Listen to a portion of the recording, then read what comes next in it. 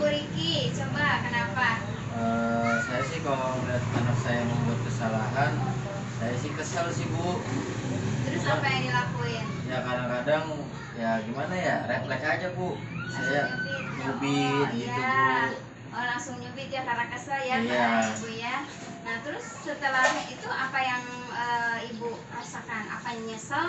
Apa emang udah puas karena udah ngelakuin ini Ya sama anaknya? kepikiran sih Bu.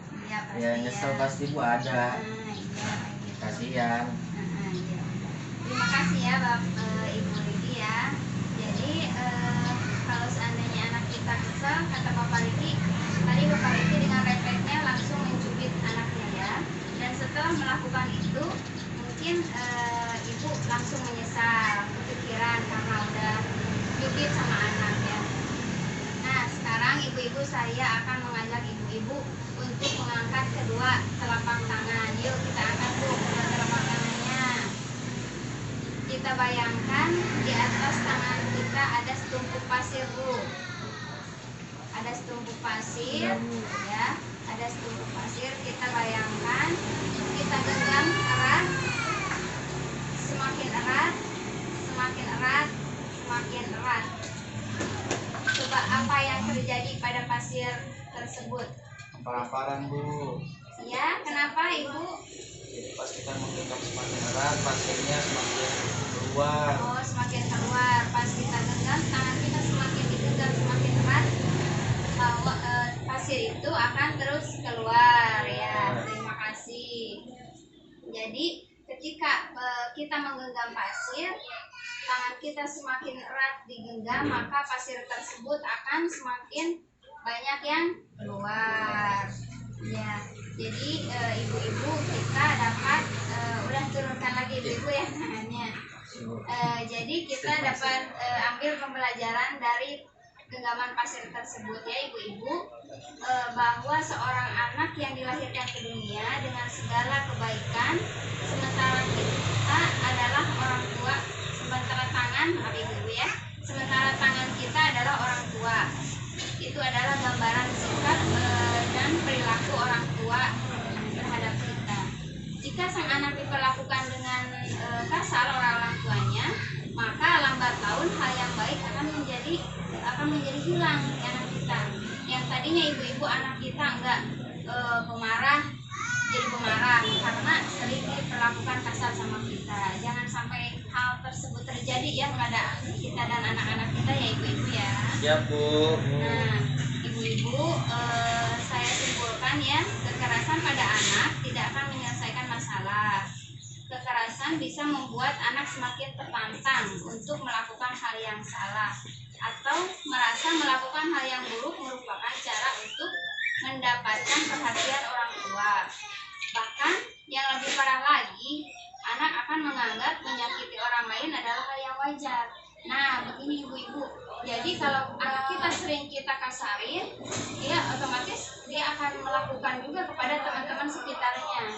Bahkan melakukan hal yang lebih bisa jadi. Dia sering marah, terus kalau menonjok atau mukul teman-teman itu hal yang wajar bagi anak kita ya, kepada teman-temannya. Jangan sampai seperti itu. Banyak orang tua yang merasa bingung ibu-ibu dalam menghadapi perilaku buruk anak. Pada akhirnya dia mengambil cara yang mudah dengan menggunakan kekerasan fisik seperti yang tadi kata Ibu Riki ya, seperti mencubit karena kesal, mencewer, memukul. Nah, dan seringkali tanpa sadari itu kekerasan non fisik ibu-ibu. Contohnya seperti kita membentak anak, memaki, mengancam atau memolototi ya tanpa kita sadari itu. Kalaupun anak kita ada salah sedikit, kita langsung ngancam dia, awas begini. Nah, jangan sampai begitu ya ibu ya. Nah, di sini kita akan melihat gambar di sini ya ibu-ibu, kekerasan, dampak negatif kekerasan pada anak. Dampak fisik, dilihat dari fisiknya, kalau kita sering memukul, sering menjewer sama anak kita, otomatis dia akan merasa kesakitan ya fisiknya. Dia akan kelihatan lembam, kelihatan bonyok gitu ibu, karena kita sering memukul dia contohnya. Terus yang lebih tidak tanpa kita sadari ibu-ibu ini dampak non fisik ya. Jadi tahu-tahu nanti anak kita udah pemarah, kita tanpa sadar kok anak kita jadi pemarah. Setiap kita deketin biasanya dia manja, terus sekarang mah jadi gak mau, saya gak mau deket-deketan sama ibu contohnya seperti itu. Terus anak kita jadi agresif, setiap disuruh apa gimana dia langsung mukul-mukul, biasanya nggak seperti itu. Terus dia tidak percaya diri dan sulit berkonsentrasi. Biasanya dia kalau belajar tetap belajar karena itu tadi sering kita melakukan kekerasan, sering kita melotot sama anak kita, sering kita marahin. Nah, dia jadi sulit berkonsentrasi gitu ya.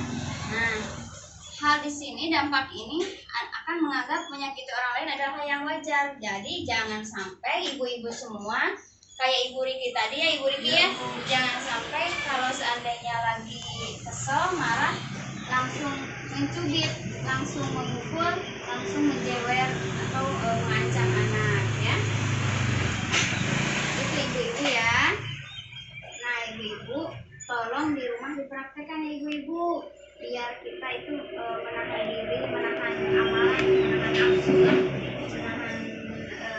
bisa menahan itu sama anak kita ya, supaya tidak kasar sama anak kita.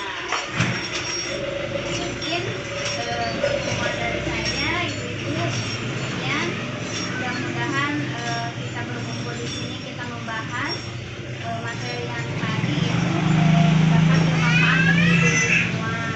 Kita yang tadi tidak bisa menahan amarah, menahan nafsu pada anak kita, jadi kita bisa menahan marah. Harus dicoba ya ibu-ibu ya, tolong dipraktekkan di rumah.